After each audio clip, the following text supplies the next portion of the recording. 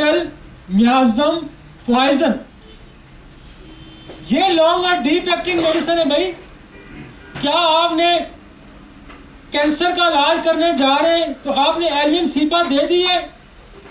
क्या आप रेफरस टाइवा से इलाज करने जा रहे हैं?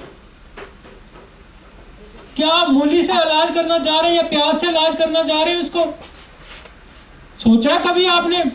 आप इलाज करना जा रहे हैं कैंसर का, तो क्या आप एलियम सीपा से उसका इलाज करेंगे? नहीं होगा।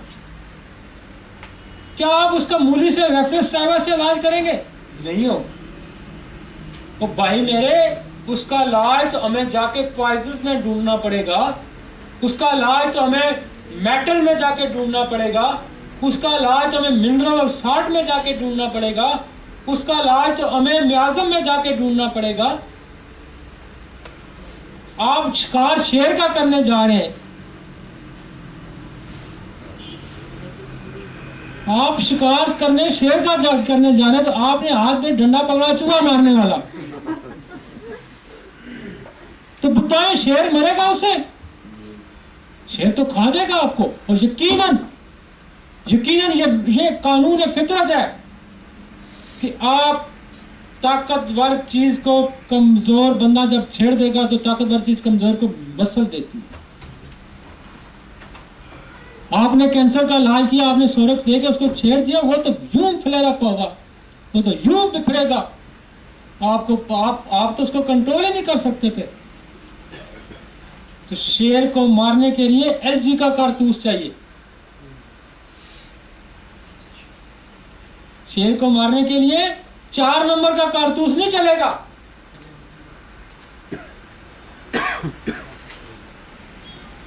चार नंबर का कारतूस का हम शिकार में इस्तेमाल करते हैं तितर बटेर के लिए। तो जब हम शेर मारते हैं तो एलजी का कारतूस मारते हैं, और ये शेर डंडों से मार नहीं खाता।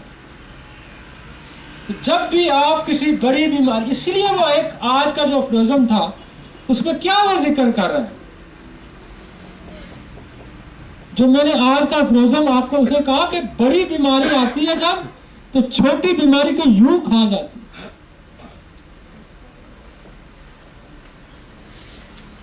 अब डी के एक्टिंग मेडिसिन कौन सी? मेटल्स हैं जी, मिनरल्स हैं जी, पॉइजन हैं, सोर्स हैं। मेटल कौन सी है? मेटल आपकी फेरम, आपका ओरम, आपका अर्जेंटम, नेट्रिकम, argentum met, aurum met, ferrum की फैमिली, ओरम की फैमिली, ये सारे मेटल्स हैं, और ये डीप एक्टिंग है और लॉन्ग एक्टिंग है। इसी तरह मिनरल्स आपके जो है, जिसमें फास्फोरस है, जिसमें कैल्शियम है, इसी तरह सॉल्ट्स हैं आपके, नाइट्रियम म्योर है, नाइट्रियम सल्फ है, ये जो सॉल्ट्स का एक ग्रुप है।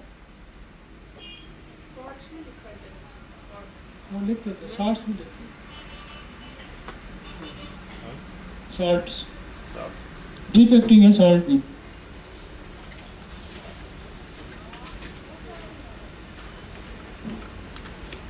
तो सिलेक्शन ऑफ मेडिसिन उस ग्रुप में करें, और आपको हर दवाई का सोर्स पता होना चाहिए कि मैं जो सिलेक्शन कर रहा हूं वो मेटल से कर रहा हूं, मिनरल से कर रहा हूं, सॉल्ट से कर रहा हूं, पॉइजन से कर रहा हूं। आपको पता है जहर क्या करता है? जहर गहराई तक काम करता है और फटाफट काम करता है, बंदे को मार देता है। आपके जितने स्नेक पॉइजन है सारे शॉर्ट एक्टिंग है और डीप एक्टिंग है, सेल तक अंदर मार देते हैं और फौरन डेथ करवा देते हैं। हम पिछली सीरीज कितनी पढ़ रहे हैं? आज भी मैं एक जहर जो आज मैंने जो पढ़ाना था, पोनियम मैंने पढ़ाना था, वो भी एक जहर है। हमने आर्सेनिक पढ़ा, वो भी जहर है। हमने रस्ट पढ़ा, वो भी जहर है। हमने ब्रायोनिया पढ़ा, वो भी जहर है। हमने एकोनाइट पढ़ा, वो भी जहर है। हमने ब्रायोनिया पढ़ी, वो भी, बेलाडोना पढ़ी, वो भी जहर है। भाई सारे जहर दवाइयां हैं। हाँ, बेलाडोना पॉइजन है, एकोनाइट पॉइजन है, ब्रायोनिया पॉइजन है, बर्बरस पॉइजन है। दूसरी तरफ आए ना, रेफरस टाइवा सब्जी है, एलियम सीपा सब्जी है, एलियम टाइवा सब्जी है। तो सिलेक्शन ऑफ मेडिसिन क्या सब्जी से करें? सब्जी से कैंसर ठीक करेंगे, पॉइजन से कैंसर ठीक करना है भाई, मेटल से कैंसर ठीक करना है भाई। तो सिलेक्शन ऑफ मेडिसिन गलती वहां कर जाती है। अब मैं आपको बताता हूं, एन वही अलामात हैं जो बेलाडोना की है, एन वही अलामात हैं जो कलकिरियाकार भी है। खुदा ने एक चीज प्लांट्स में पैदा की है और वही चीज उसकी कॉपी जो है उसने केमिकल्स में दी है।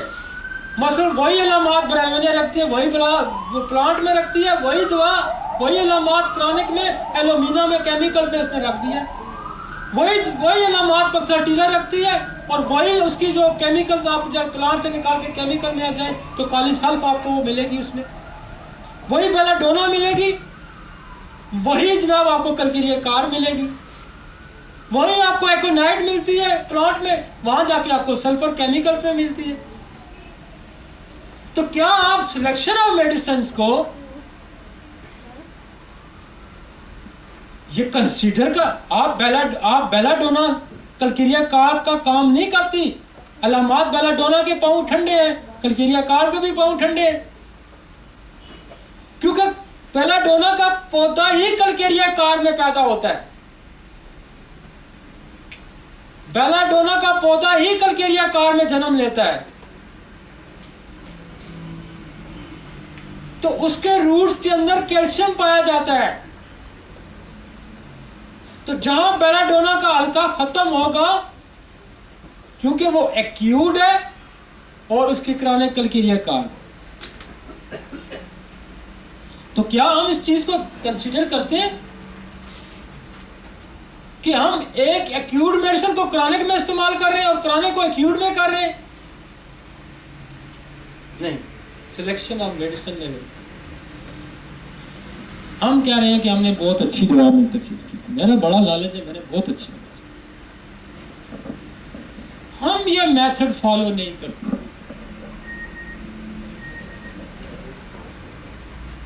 इसी तरह जो बीमारियां जानलेवा हैं, याद रखिए, जो बीमारियां जानलेवा हैं उनका इलाज भी जानलेवा दवाओं में होगा।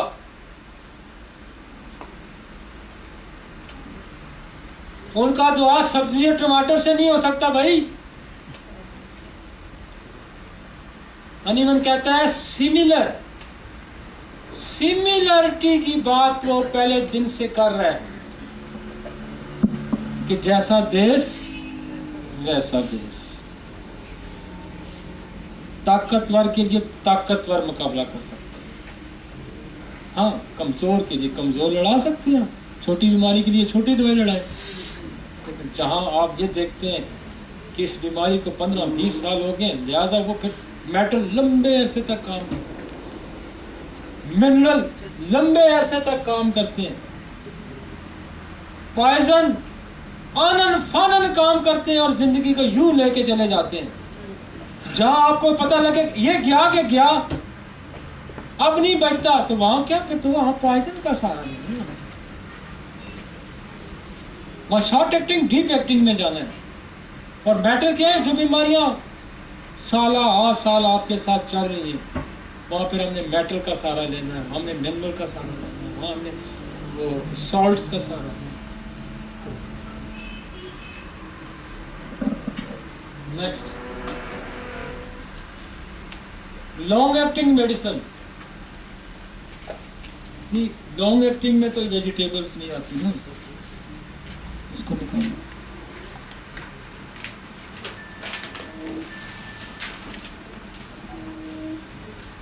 अब लॉन्ग एक्टिंग डीप एक्टिंग हमने देखी है। लॉन्ग एक्टिंग में भी तकरीबन वही दवाइयां होती हैं,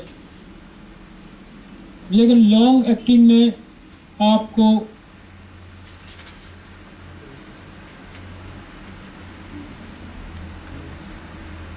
ये पॉइजन भी, बाज पॉइजन ऐसे हमने इसलिए यहाँ डाले, बेसिकली पॉइजन होता है short acting and deep acting, लेकिन बाज पॉइजन ऐसे जैसे संख्या वगैरह या वर्ड देखेंगे ये बड़े अरसे तक ये भी काम करते रहते हैं।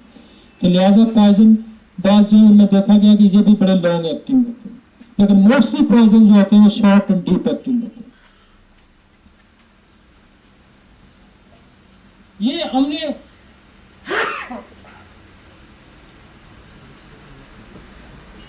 सारकोर्स का कुछ चीजें हमने यहाँ और ऐड की हैं। मसलन हमने यहाँ लफ्ज निसोर्स और सारकोर्स को भी लिखा है, फिर हमने रेडिएशन को भी लिखा है, और फिर इन्फेक्शन और वायरल किसे भी बनी हुई दवाइयां हैं हमारी बहुत सारी। सारकोर्स हम उसको कहते हैं कि जो जानवर की किसी सिक्रीशन से या एनिमल्स के किसी पार्ट से या पूरे एनिमल से कोई दवा तैयार की जाए तो उसको हम सारकोड कहते हैं। जैसे हमने पिछली दफा दवाई एक पढ़ी थी और वो थी थायरोडीनम, और थायरोडीनम का तल्लुक किस ग्रुप से है? सारकोड के ग्रुप से, जो आज है थायरोडीनम। और इसी तरह जब जैसे दवाई है पिट्यूटरी ग्लैंड, तो पिट्यूटरी ग्लैंड का तल्लुक भी सारकोड से है। इसी तरह यूट्रस दवाई है तो उसका तल्लुक भी किससे है? सारकोड से है। इसी तरह हमारी एक दवाई है ओफेरिनम, उसका भी तल्लुक किससे है? सारकोड से है, वो ओवरी से बनती है। तो इसलिए इससे एक दवाई है टेस्टीज या आर्काइटिनम, वो किससे तल्लुक रखती है? सारकोड से रखती है। तो हमें ये देखना सारकोड वो है तो जो जानवरों के हिस्सों से तैयार की जाती है, दैट इज सारकोड। और मियाज़म वो है, निसोर्स वो है जो बीमार शुदा जिस्मों से तैयार की जाती है, जो बीमार जिस्मों से, मसलन सिफिलिस क्या है? निसोर्स है। तो जो सिफिलिस कहां से लिया जाएगा? जो सिफिलिस ने जिस इंसानी जिस्म को तबाह बर्बाद किया, उस जिस्म से इस बैक्टीरिया को लेके इसको तैयार करेंगे, तो ये क्या होगा? ये निसोर्स कहलाएगा।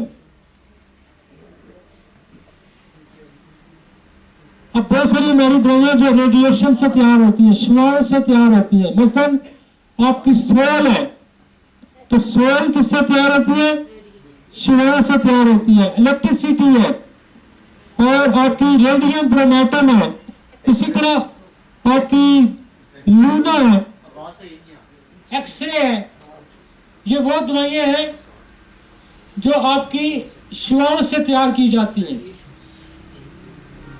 लिहाजा आपको ये भी पता होना चाहिए कि हमारी दवाइयों का दुनिया में सबसे ज्यादा सोर्स मेडिसिन जो है वो हमारे पास है, क्योंकि हम vegetables, plants, minerals, salt, metals, sarcodes, निसोर्स, रेडिएशन, हमारी मेडिसिन की रेंज बहुत बड़ी है। इसी तरह इन्फेक्शन जो हमारे, जैसे हम बहुत सारे हमारे इन्फेक्शन वायरल एंड बैक्टीरियल, जैसे आपका मार्बिलिनम है, तो मार्बिलिनम किससे तैयार की जाती है? खसरे के उससे। इसी तरह इन्फ्लुएंजा में, इन्फ्लुएंजम जो है वो जो वायरल है इन्फ्लुएंजा, उससे तैयार की जाती है। इसी तरह पैराटाइडिनम है, आपके मम्स के ग्लैंड्स के अंदर जो इन्फेक्शन होता है उससे तैयार की जाती है। इसी तरह है मार्बिलम खसरा, इसी तरह वायरलिनम है, इसी तरह मेलेंड्रिनम है। तो ये वो दवाइयां हैं जो कि हमारे इनका इन्फेक्शन है। टाइफाइडिनम है, टाइफाइड के न्यूमोकॉक्सिन है। तो ये वो दवाइयां हैं कि जो इन्फेक्शन से तैयार की जाती है। ट्यूबरकुलोसिस से ट्यूबरकुलोनियम तैयार की जाती है। तो ये हमारे पास वो सोर्स है। क्या वेल सिलेक्टेड रेमेडी में जब हम दवा मुंतखब करते हैं और ये ऑब्स्ट्रक्शन रिमूव करने के लिए इन चीजों का हमें सहारा लेना पड़ता है। बहुत दफा कि हम वहां सोर्स का इस्तेमाल करना पड़ता है, वह रेडिएशन से तल्लक रखने वाली मेडिसिन का इस्तेमाल करना पड़ता है, वह एंटी साइकोसिस, anti psoric, anti cancer medicine का इस्तेमाल करना पड़ता है। नेक्स्ट,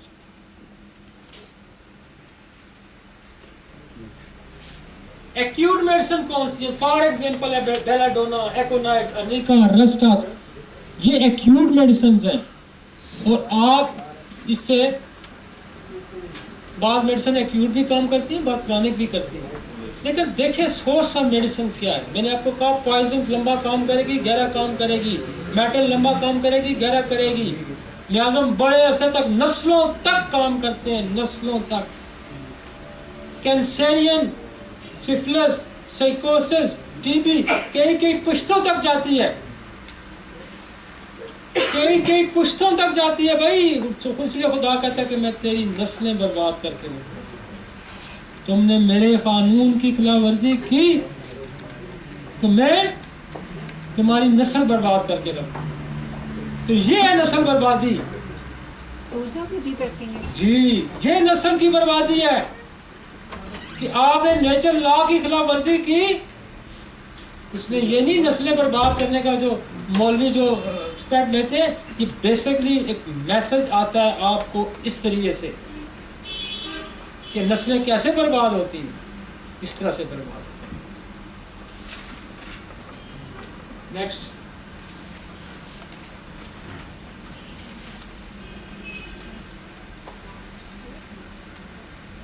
आगे चलेंगे।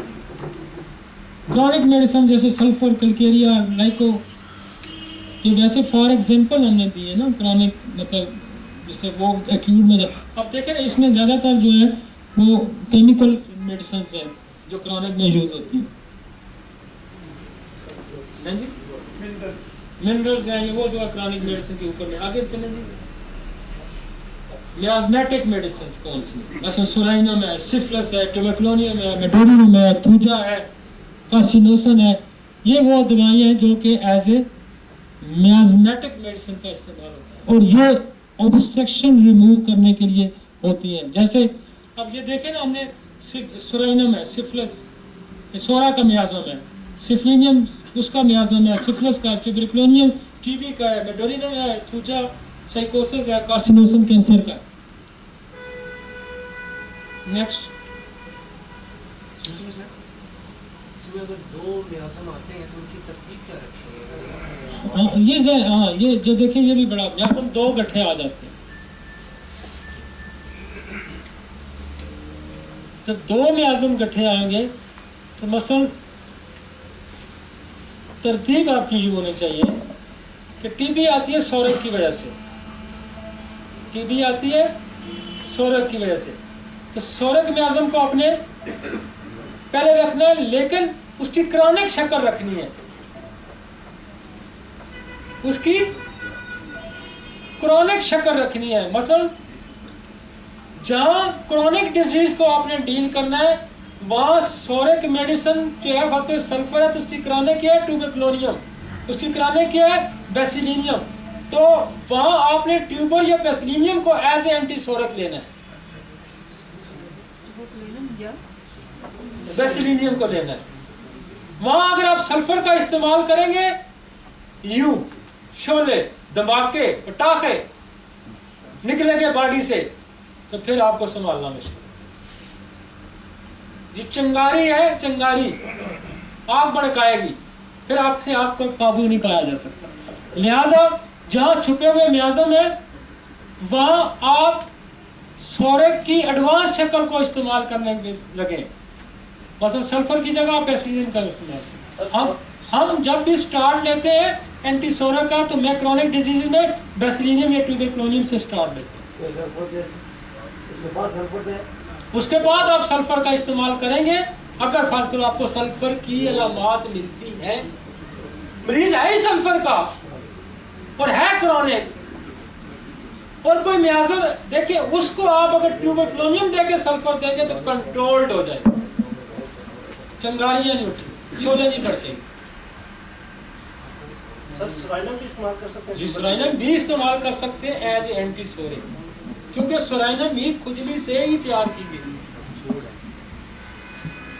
सोरिक है ना सुराइनम, सुराइनम जो नसोड है ये बेसिकली खुजली के मवाद से तैयार की। यही साइकोसिस का केस हो तो उसमें, हाँ, फिर अगर साइकोसिस का केस आ गया है तो फिर आपको इसको मेडोरिनम का इस्तेमाल करना है। फिर आपको अब साइकोसिस की और डेप्थ में चलेंगे। सोल भी साइकोसिस है, सूरज की जो आपको देख सोल के साथ इसका ताल्लुक है। मैंने कहा था सूरज के साथ साइकोसिस का ताल्लुक है भाई। साइकोसिस सूरज के साथ पलता है ना, सूरज की रोशनी में पलता है साइकोसिस।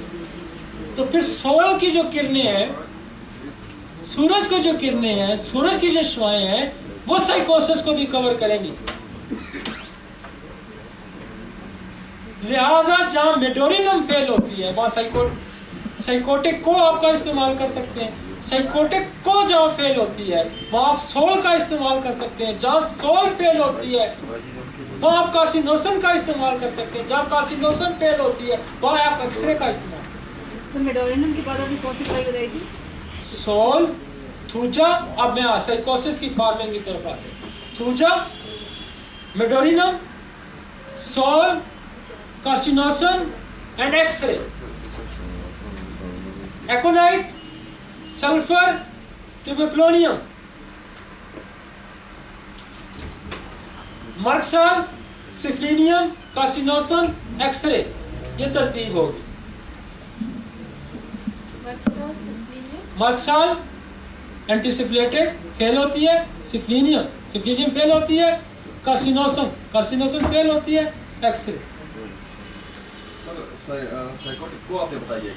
हाँ, साइकोटिक को मेडोरिनम के बाद है वो। मेडोरिनम के बाद जहां मेडोरिनम काम छोड़ेगी वहां साइकोटिक काम करेगी, क्योंकि वो साइकोसिस के म्याज़म से ली गई है। मेडोरिनम गोनोरियल इन्फेक्शन से ली गई है, वो उसकी क्रॉनिक शेप से ली गई है, ये उसकी एक्यूट शेप से ली गई है। समझ आ गई? जो मेडोरिनम बनाई गई है वो बेसिकली गोनोरियल इन्फेक्शन से बनाई गई है। जो साइकोटिक को बनाई गई है वो बेसिकली साइकोसिस म्याज़म से ली गई है, उसकी एडवांस शक्ल से।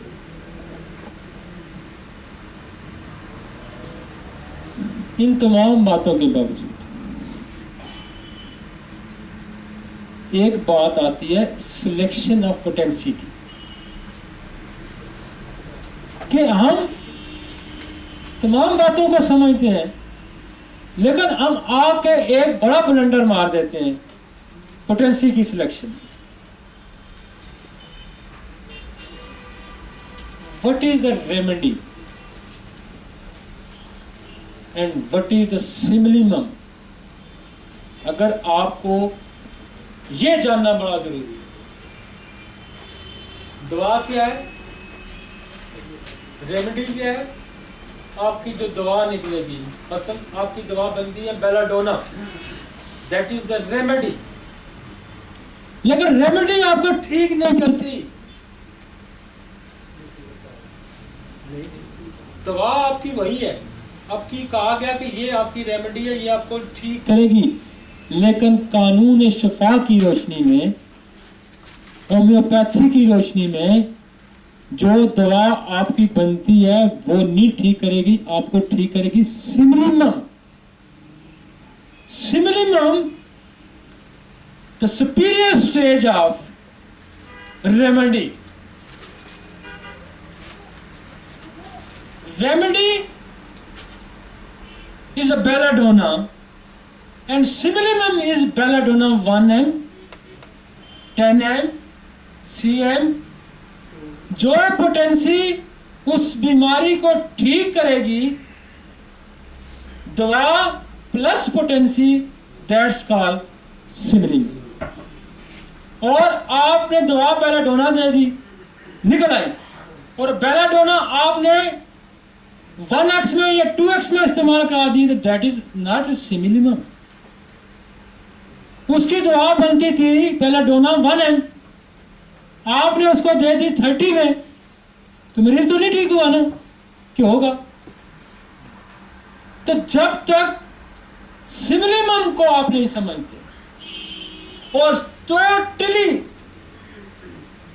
हनीमन ऑर्गेनन में ये कहता है कि सिमिलिमम बनाना जो है वो मैं डॉक्टर की स्वाबदीद पे छोड़ता हूं कि वो कब, किस वक्त, कौन सी पोटेंसी का इस्तेमाल करें। एंड केंट कहता है, हनीमन कहता है, टेलर कहती है कि बोनिंग, टेलर अपनी इसमें लिखता है, केंट उसमें ड्रोसरा के चैप्टर में, कि बोनिंग एसन भी ड्रोसरा का इस्तेमाल काली खांसी में करता था और हनीमन भी काली खांसी का इस्तेमाल डोसा में करता था काली खांसी में। हनीमन के पास काली खांसी एक हफ्ते में ठीक हो जाती थी और बोनिक एसिड के पास 1 महीना लगाती थी। दोनों में फर्क वो बताता है कि हनीमन 1M पोटेंसी यूज करता था और बोनिक एसिड 3x 4x करता था।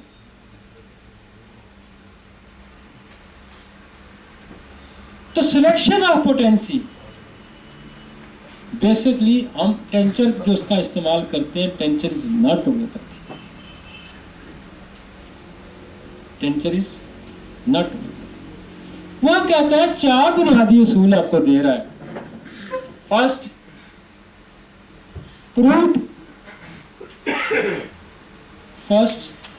Prove, single, similar and potentise. एक बात कर रहे हैं ना वो 4 बुनियादी असूल हनीमन ने क्या दिए हैं?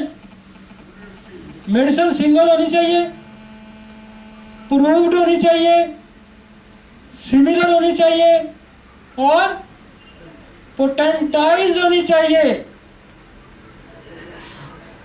जब आप टेंचर का इस्तेमाल करते हैं तो आप तो रूल ही फॉलो नहीं कर रहे। आप रेपर्टरी खोल के देखते हैं, रेपर्टरी में दवाई बेलाडोना बन रही है। आपने कहा जी मैंने तो रेपर्टरी खोल के दवाई दी है एंड अकॉर्डिंग टू सिम्टम। ये बेलाडोना को रखे, इस मरीज को रखे, बिल्कुल एक दूसरे के देखे, बिल्कुल मुशाबा है। लेकिन आपने सिमिलर का कानून फॉलो कर लिया, आपने प्रूविंग का कानून फॉलो कर लिया और आपने पोटेंटाइजिंग का रूल जो है वो वायलेट कर दिया। आपने उसको टेंचर का इस्तेमाल किया। तो फिर ओ भाई क्रोटन टिक जुमाल कोटा आप किसी को देते हैं क्रूड फॉर्म में तो वो तो उसको मोशन लगाता है। आप क्रोटन टिक 1M में देते तो वो मोशन रोकता है। Every medicine have 2 functions. First is the primary and second is the secondary. जो दवा बीमारी पैदा करती है वो उसको ठीक करती है। पहले वो मोशन लगा रहा है, फिर वो मोशन ठीक कर रहा है। तो कौन सा रूल आपने वायलेट कर दिया? अगर आपने प्रूव्ड मेडिसिन का रूल भी नहीं अप्लाई किया तब भी आप उड़ गए। आपने सिमिलर का रूल अप्लाई नहीं किया तब भी आप उड़ गए। आपने पोटेंटाइजेशन का रूल अप्लाई नहीं किया तब भी आप उड़ गए। वो कहता है ये 4 बुनियादी असूल है होम्योपैथी के। क्या आप 4 को फॉलो कर रहे हैं? अगर आप फॉलो नहीं कर रहे तो सिलेक्शन ऑफ मेडिसिन गलत है ना भाई। इसीलिए वो कह रहा है कि सिमिलिमम का ख्याल रखें। फिर हम कहते हैं, क्लेम करते हैं कि हम जी बड़ी अच्छी दवा हम सिलेक्ट करते हैं, फिर फेल हो जाती है। डॉक्टर साहब, when well selected remedies, तो आज हमें ये एहसास हुआ होगा कि हम कौन कौन सी गलतियां करते हैं।